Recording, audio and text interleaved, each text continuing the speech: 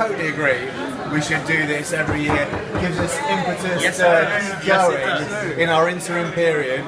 I have not been to UCS, or in very many practical ways, not been a particularly good club man for the OMTs. But as Rich says, I am working really, really hard in the background to keep things going with the school. So I'm still coaching the boys every Wednesday. Last year I gave them like a whole free year of my time to try and keep them involved. This year I am actually charging. So I coach the boys on a Wednesday in some squash courts in Watford, of all things, with the Red Bull. And we're doing other things. This is West Hart Sports and Social West Club. Hart Sports and Social Club. I live just behind that. When I work from home, I'll come along. Come and help us coach. So a volunteer coach here. He's vying for Club Man of the Year next year. So we are doing that.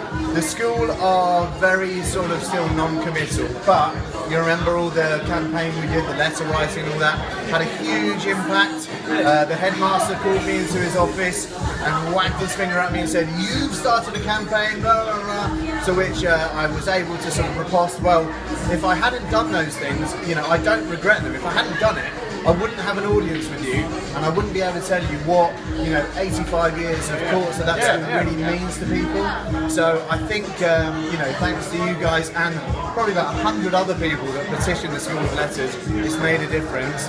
And there may be calls for fundraising and what have you in the future. The unfortunate thing about bringing fives into the limelight at the school was that they said, well, if you love fives so much, why don't you put your money where your mouth is? So that may happen in time, but the good news is that we are still playing fives at the school. The boys this year have beaten Oxford University.